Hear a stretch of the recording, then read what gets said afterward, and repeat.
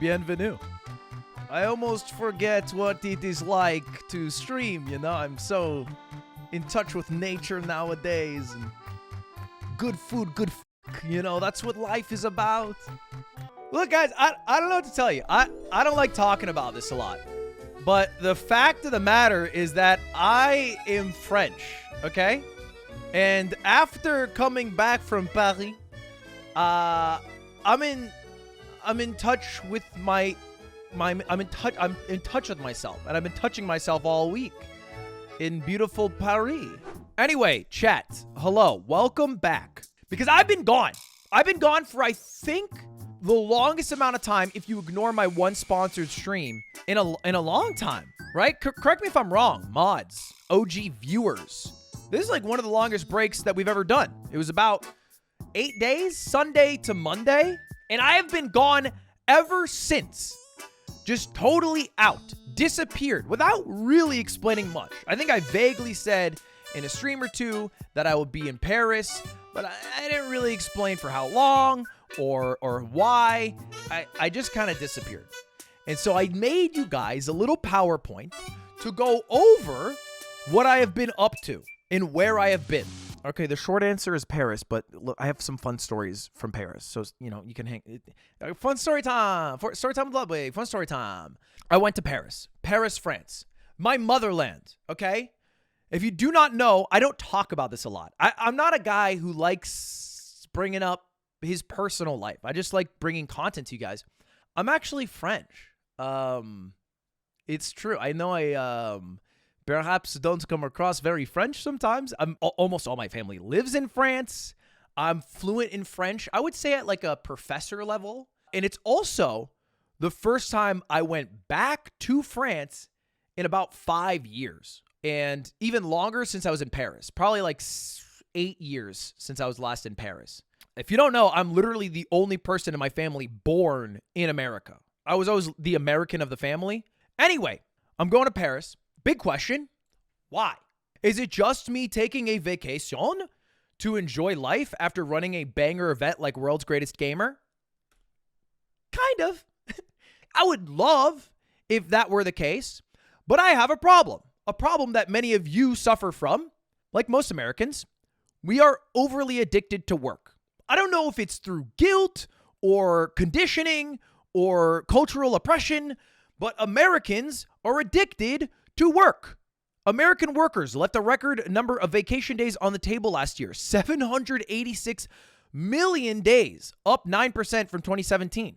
And it's a little different for me because I don't get paid vacation or vacation days, but I also get to make my own days. I could take more vacation, if anything. But there's an issue to me where it's almost harder to take your vacation because then you come back, you're swamped with work. You don't even feel relaxed because usually if you travel on vacation, the traveling weighs you down and you feel like you need another vacation for your traveling, but you don't get that vacation. You have to go right back to work. And then when you go back to work, you have more work than you had before you left, and it's very stressful. And so I think this results in a lot of people not taking days off and not taking vacation. And so what I do to rationalize days off and hanging out with my family, specifically my sister and my cousin who live in Paris, is that I do like vacation work. I don't know if a good word for it. Workcation, perhaps. And so my excuse for the vacation was this thing that I announced during PogChamps 5. Greatest chess Clash universe crossover. You didn't even know it was happening. But you've heard of it. You heard of Clash. You've heard of chess. And they are making a brand new event with Supercell. If it sounds like I have no idea what I'm talking about, it's because I don't. But they said they would fly me to Paris on a business class flight and pay me to do the event. And I was like, fuck yeah. And that is the reason why I went to Paris when I did. 1, get the bag doing a sponsor. And then 2, hang out with my sister and cousin while I was there. And then usually what we do as the Yard, my podcast, is anytime we have some travel, and it's not only always because of me. Sometimes we went to England for different reasons. We did the one in Italy, the one in Australia. We'll oftentimes coincide travel with a Yard episode. So I was like, hey guys, I have to go to Paris for work. You guys, okay, can come with me and do the Yard podcast, and then we hang out in gay Paris, as Slime likes to call it, together. And this is Aiden in Paris, looking miserable because it was 95 degrees with the Eiffel Tower in the background, which would have been a fire pick had he made a slightly better face.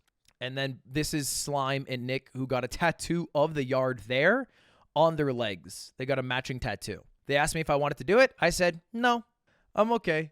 I don't like getting tattooed. It hurts. So anyway, that was it. This was the game plan. Hang out with family, do this event, do the Yard. Bing, bang, boom. Those are my goals going to Paris.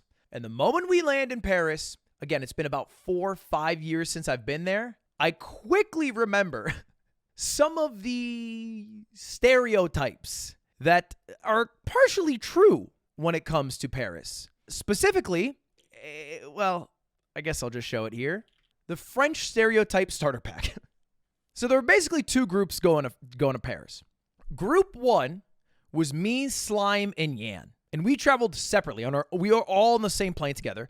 Nick and Aiden traveled on a different plane. But it's me, Slime, and Yan. Yan is producing the event. Slime, of course, coming to do the podcast. We instantly run into every fucking stereotype imaginable. We get off the plane, right? And the plane was an easy plane ride. I got a business class plane ride from Supercell. Thank you so much. I appreciate it. First thing I do when I get off the plane, I realize how bad my French is. I talk about how I am French, and I do understand French very well, and I communicate French very well. Like, I'm able to communicate my ideas very efficiently. Not correct grammatically, but I speak, and I like to say, like a 6-year-old. Like, if you talk to a 6-year-old, you kind of get what they're getting at. My tummy hurt. I do the same shit. J'ai faim. Est-ce qu'on peut manger maintenant? And I realized just how rusty my French was because when I landed on the plane, we were in line to get a taxi. And I talked to the guy in line. He's this like French guy who works at the airport and he's like directing traffic. And he looks fed up with his job because it's hot as shit outside and he's standing outside. And I go, s'il vous plaît, où est le salle de bain? Excuse me, where's the bathroom? Simple, right? I thought it was the first French person I talked to. Literally the first. Instantly, bro goes, what are you trying to do? Take a shower? And laughs at me. Because if you don't know, they don't call the bathroom the toilet. There are different things. The bathroom is for showering. The toilet is for toileting and shitting and farting. In America, you say, can I go to the bathroom? That's all inclusive. In France, however, you have to say, excuse me, where is the toilet? Because they have different rooms. So I was like, already, fuck this damn country. I literally got May-eyed. I'm 28 years old. And I had to be like, sorry, where's the toilet? And he's like, it is over there. And I was like, great. Go to the bathroom, come back just in the nick of time.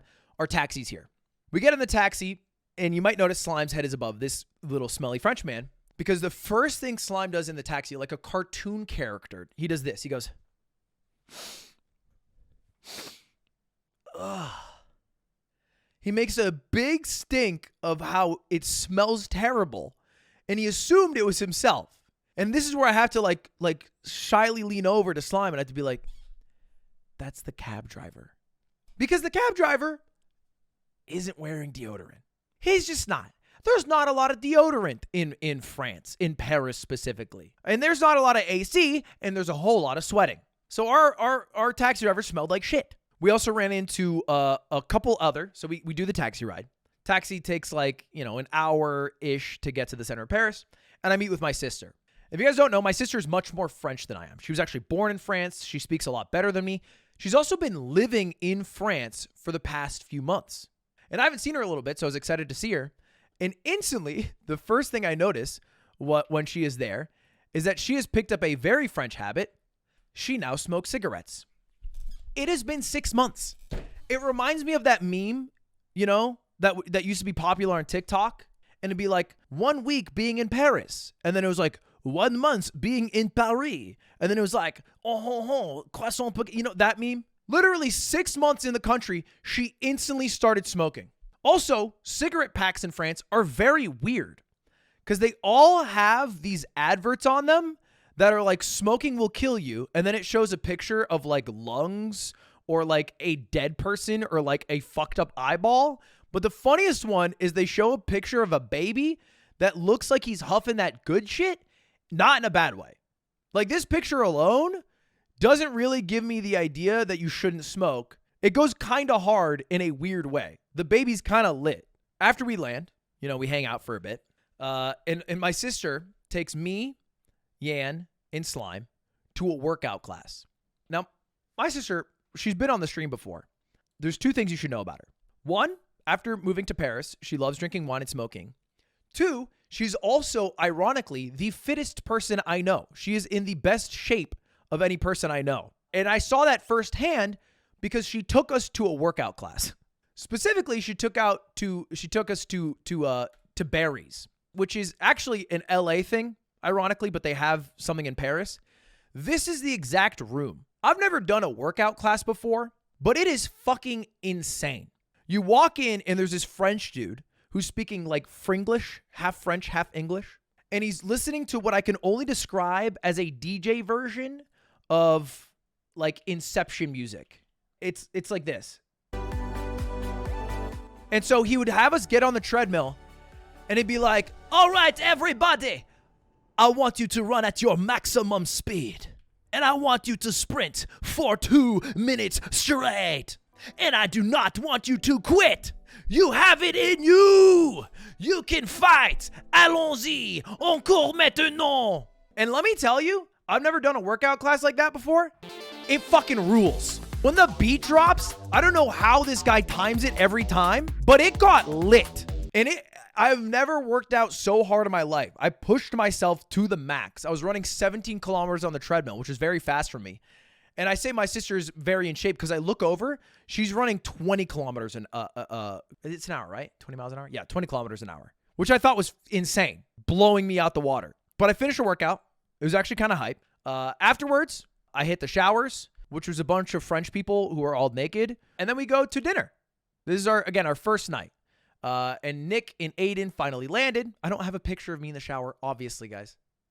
And we have a dinner with everyone. And it was a beautiful dinner. It had this tasting course. I think it's called Nelu, if anyone's in Paris and wants to try it out. The only issue I had is the room had no AC, so it was kind of hot. But yeah, they brought us through a bunch of tasting courses.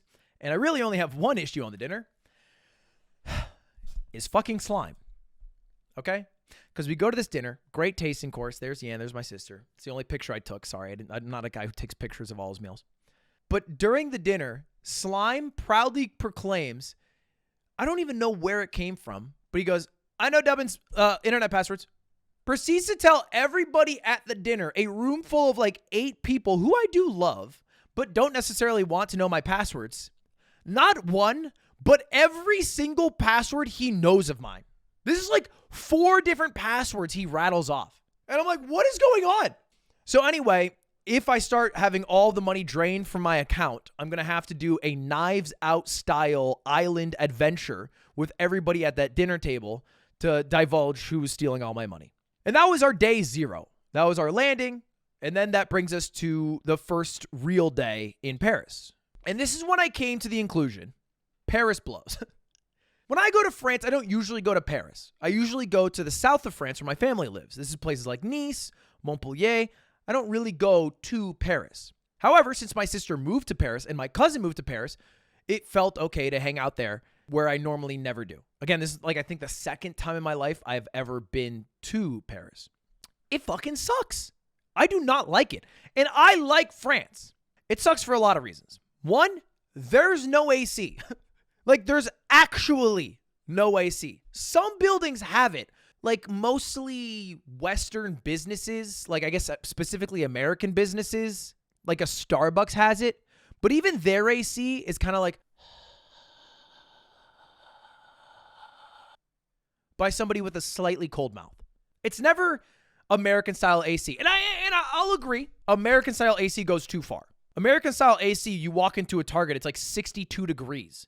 And it's like, why is this a thing in the middle of the Phoenix desert? We don't need to be this comfortable all the time. However, France, I would argue, or specifically Paris, is too much on the polar end. Why else does Paris suck?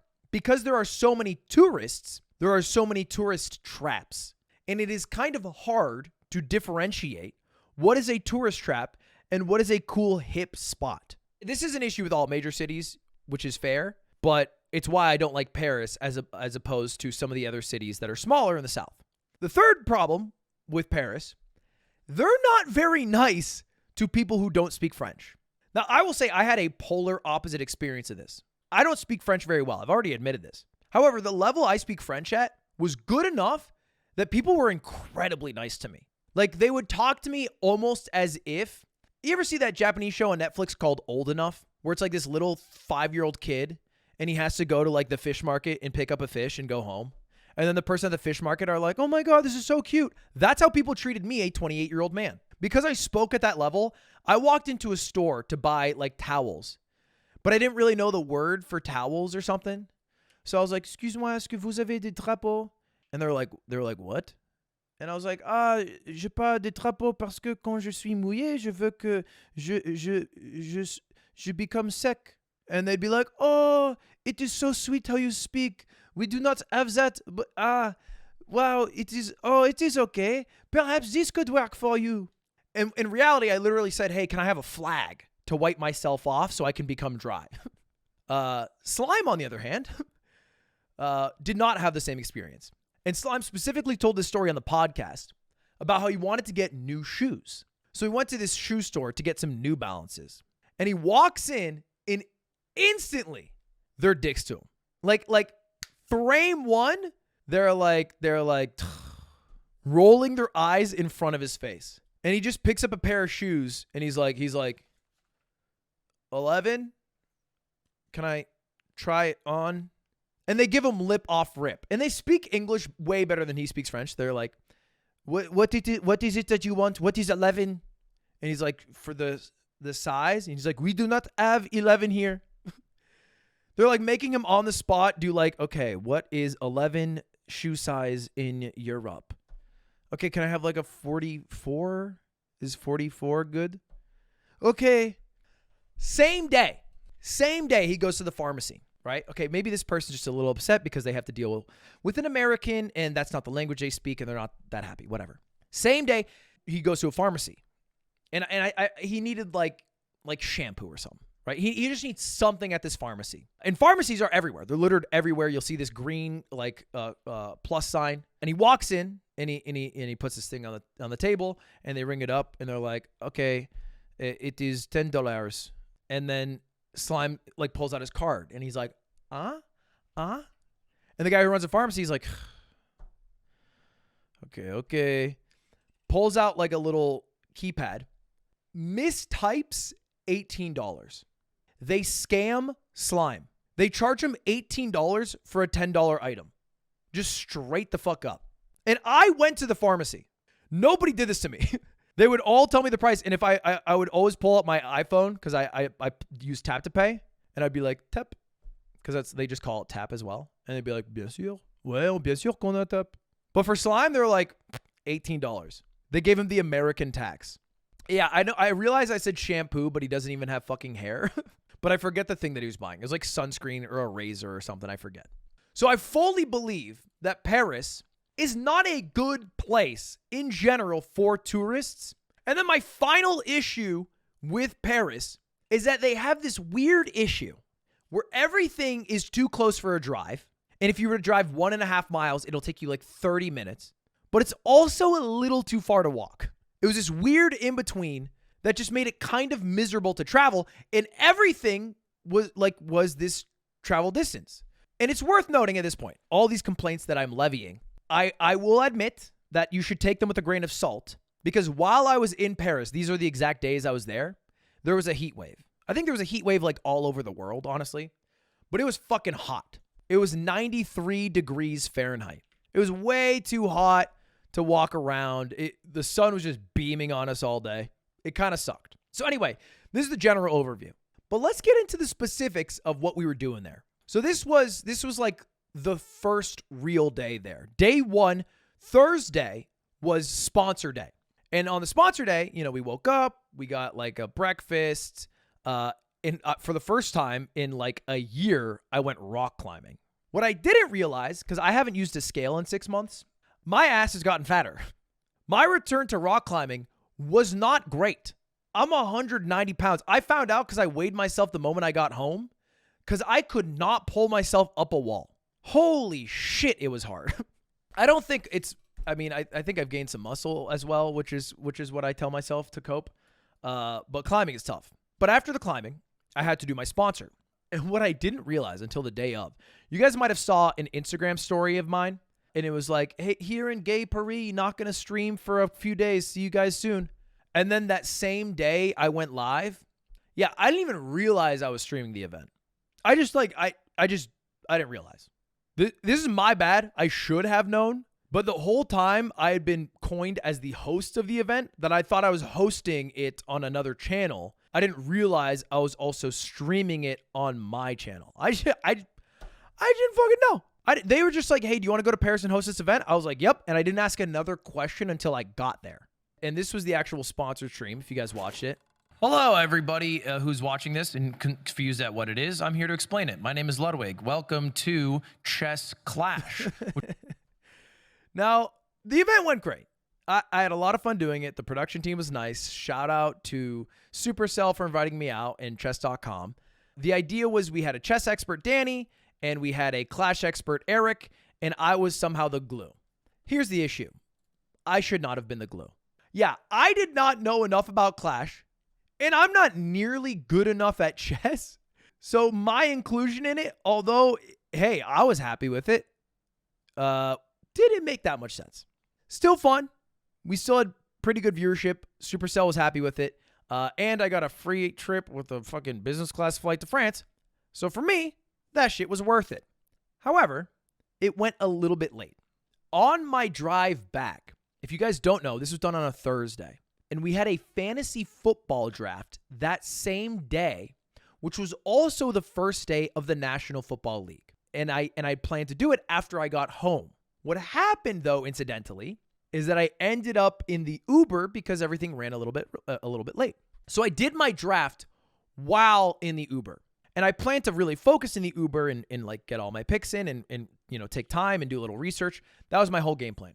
I get in the Uber and instantly I start, speaking French to tell, the guy like, hey, where I'm at. And he starts asking questions. And he can tell that one, I speak French, and two, I'm from America, which is a rare thing, and he wants to talk about it. So he starts talking in earnest. And we also did this at a production studio that apparently a lot of bigwig Hollywood people go to. So he was really into that. And when I told him I was a YouTuber, game over. I had signed, sealed, and killed my fantasy dreams. I'm just going to show you guys my fantasy team. For 99% of you, you won't understand this. For the 1% of NFL viewers, this is the team that I ended up with. Now, even if you don't understand a lick about football, you can see that there are 5 people on the team who have a big red thing because they are suspended or out or on the injured reserve list or PUP R. I don't even know what the fuck that one means. Can't be good, though. So I have a dog shit fantasy team. And from midnight to 2 a.m., right after the fantasy draft, I did back-to-back-to-back-to-back business calls. And that was my Thursday. That was the sponsor day. That was my work day. And then we enter what I would argue was the best day of the trip. By far the dopest day of the trip, which was Friday. We wake up early because our game plan is to do the Yard podcast. And we're not just planning to do the Yard podcast anywhere. We're planning to do the Yard podcast at the Champ de Mars, which, if you guys do not know, is the park that is directly in front of the Eiffel Tower. And we're there at 8 a.m. and we find this spot and it's somewhat close, but there's like this fence around and there's a bunch of trash everywhere. We set up some of our gear and instantly we get kicked out. And like I try to spin this fucking weave of lies where I'm like, oh, this is a school project. Can we stay? And it doesn't really work and they kick us out. So we move. We find a new location. New location works out great. It was actually probably like right around here. It was pretty far from the Eiffel Tower. It had a nice setup. And the whole entire week, one of my favorite things to do when I travel, specifically with Aiden, is harass him. I don't know why. I think it's because Aiden takes things very earnestly. He'll always reply to it. He'll always give you the time of day. He'll never shrug you off. And so we start walking back. And out of nowhere, I do this to him. I go, comme tu me fais chier tous les jours comme ça. Mais t'es trop pénible. And I'm yelling. in the streets of Paris. Things my mother would yell at me when I was a kid, which basically translate to, you're being such a pain in the ass. You always do this. How can you always do this? You're pissing me off, which is literally how mothers scold their children. But I would yell it. And Aiden would have no idea what I'm saying. And I would do this about every 3 to 4 hours just to keep him on his toes, just to keep him honest. I think he needs this. We do the yard podcast. It went okay. The heat came out, or the sun came out, the source of all our heat, and it fried our equipment a bit. So we had to like re-roll a couple times. Outside of that, though, the view was insane. You guys should watch a podcast because the view for it was fucking crazy. But that's, when we're done with that, the last piece of work that I had to do. I was after that, I was done. I was basically, able to spend the next 48 hours doing whatever the hell I wanted, which started off, if you saw my Instagram, with a little bit of shopping. Now, if there's one thing that I want you to take away from this, you should follow me on Instagram if you care about what I'm doing when I am not live. Because I was a madman on Instagram all week. I was going crazy. It was the first time I'd ever really posted on Instagram outside of like me doing an event and then taking a picture and then posting like a dumb caption. I was just like posting my day to day, which included going shopping and finding these Balenciaga heel Crocs that were $1,000. I was going to buy them, and then I realized that I have a partnership with Crocs. So the first thing that I did is I DM'd the Crocs people, and I said, please give me these Crocs, please, God, please. And I'm hoping they give them to me. I did not buy them. Anyway, we went shopping, and what I realized on that Friday, Paris was buzzing. There were streets shut down. Shit was going crazy. And the reason why is because it was the French World Cup. I had no idea, coincidentally, the Rugby World Cup was happening. Not only right then, but it happening in Paris, like at the Stadium of France, right outside of Paris. And like a shit ton of countries are in it. A shit ton. Not America. I did look this up. I was a little embarrassed for us. Anyway, the Rugby World Cup's happening. And so the streets of Paris were buzzing. Every sports bar was packed out the ass. They had TV set up. There were people like out in the streets getting wild.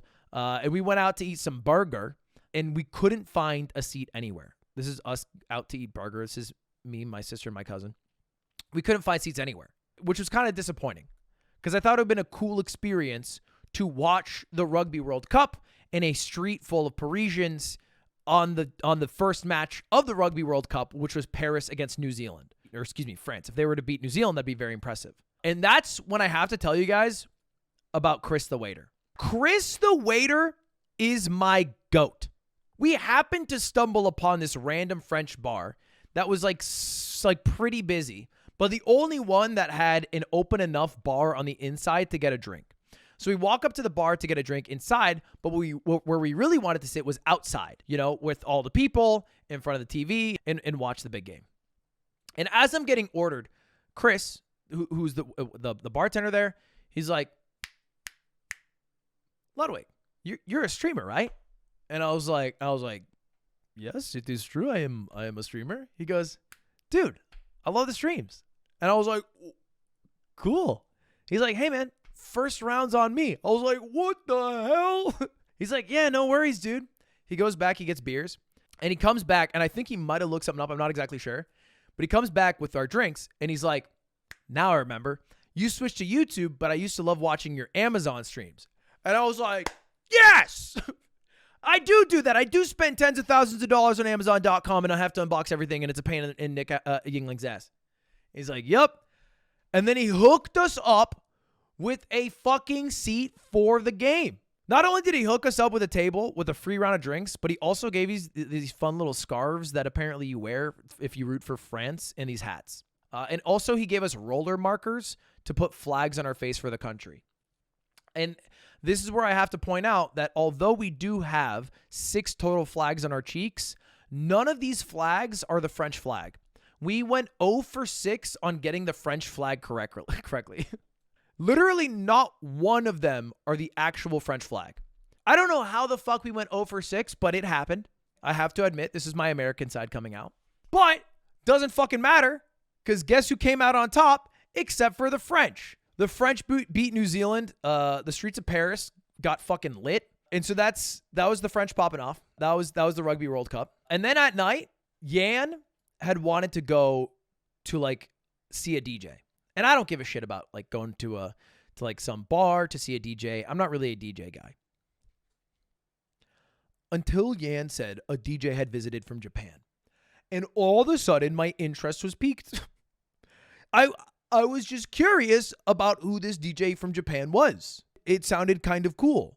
I'm not a weeb. I just like some Japanese music, so I thought I might like the DJ. So we show up right after the Rugby World Cup. The moment we get there, Yan comes up and he's like, oh, the Japanese DJs are done.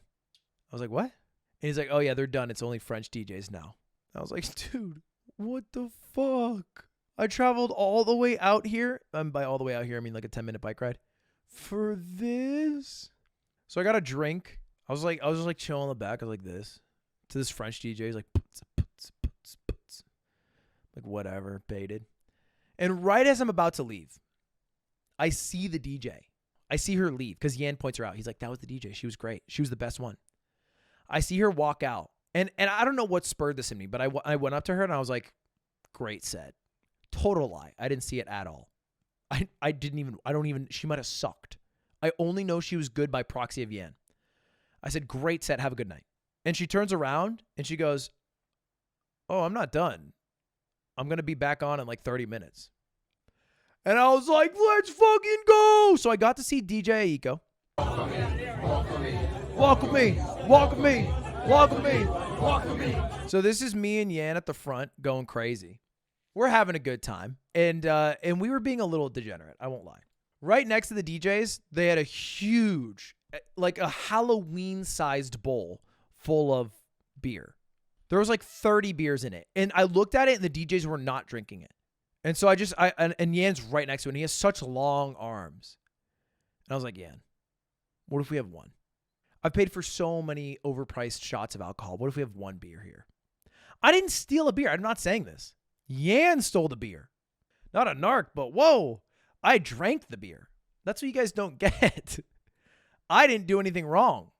And that was our Friday, which was probably the best night of the entire week, was getting to see the Rugby World Cup and feeling the energy of a city when even the Rugby World Cup's going on, which is obviously smaller than like the actual World Cup, but still because it was happening in Paris, like the city felt so alive. Everybody was out on the streets. And although I talk a lot of shit on Paris, it is dope how lively the night scene is and how active it is at all hours. Like at midnight or 1 a.m. walking on the street, you will see a bunch of like bars or cafes filled with people, and it feels very communal as opposed to like everyone being behind closed doors in clubs or whatever. Like it was very outdoor. In conclusion, that was kind of my last day in Paris. I woke up the next day. I went on a quick jog. I've been trying to run every day. Paris, kind of fun to visit. I didn't even touch any of the historical stuff of Paris. Like the outside of going to the Eiffel Tower, I didn't go to like any of the museums, the Louvre, the other like Impressionist museum.